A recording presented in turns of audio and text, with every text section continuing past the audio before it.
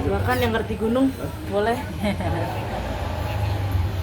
Iya, itu captionnya sih yang agak lebih dibikin heboh kayaknya ya gitu. Maksudnya kepleset tuh kepleset dalam artian yang wajar gitu ya, nyusruk dikit lah gitu. Namanya juga medannya kan berpasir terus batuan gitu. Jadi terutama waktu saat turun kadang-kadang ya agak kayak kepleset gitu. Bukan yang membahayakan banget, enggak. Pertama dulu Gunung Prau kalau nggak salah ya 7-8 tahun yang lalu gitu ya, sebelum Covid sih yang pasti.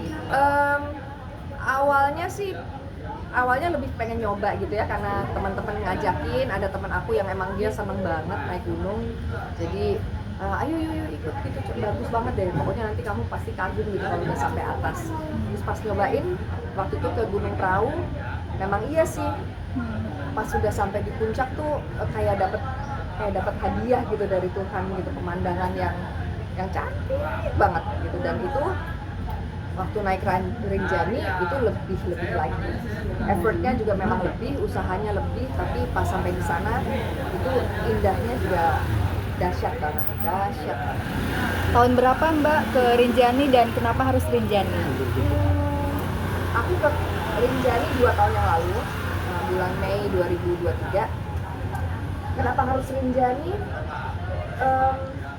Kalau Rinjani emang beda ya. Kalau perahu tuh aku lebih kayak ikut sama temen karena mereka tujuannya ke sana, ya udah aku ikut. Nah, kalau Rinjani tuh waktu aku masih mudaan itu aku pernah lihat foto yang Segara Anak. Jadi yang dari atas tuh lihat danaunya gitu ya. Itu kayak gila kok bagus banget. Ada 2 sih, Kelimutu sama Rinjani. 2 itu yang kayaknya kalau aku bisa satu saat lihat secara langsung gitu dengan mata sendiri gitu, itu pasti indah banget, bagus banget, pengen banget. Tapi ya bilang gitu ke diri sendiri tuh mungkin udah kayak 40 tahun yang lalu, kejadiannya ya baru kemarin gitu, baru 2 tahun yang lalu. Dan memang seindah itu. Persiapannya ya ini sih, memang kalau mau naik gunung harus siap fisik dan siap mental juga gitu ya. Secara fisik ya mungkin lebih banyak latihan jalan atau lari atau trekking di Sentul kayak gitu, membiasakan aja.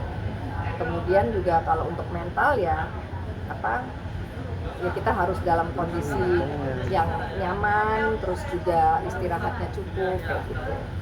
Aku nggak mancing. Kebetulan aku emang nggak seneng makan ikan.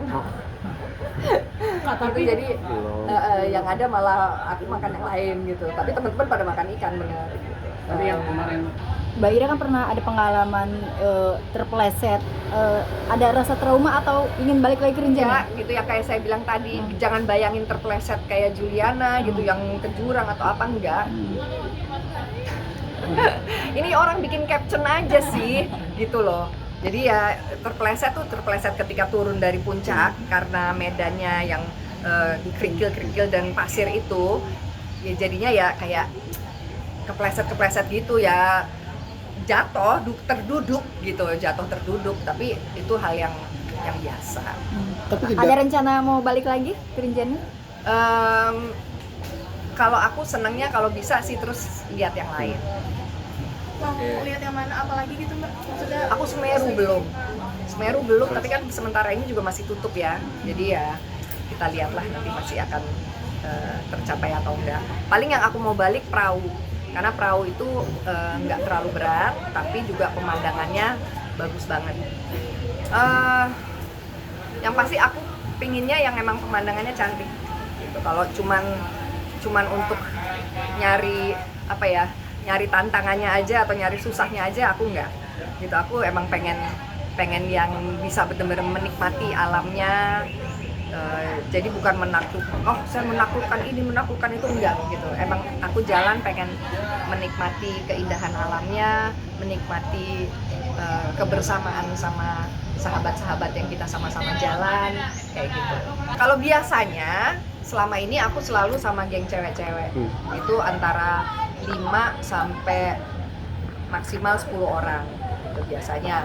Cuman kalau khusus Rinjani waktu itu karena nggak dapet grup cewek yang mencukupi, akhirnya aku sama teman-teman yang lain itu campur, ada laki perempuannya, dan itu udah lumayan pada senior, lebih banyak yang lebih senior dari aku gitu. Ada yang umur 30 ada, tapi yang umur 70-an gitu pun ada, dan apa ya, mereka kuat juga.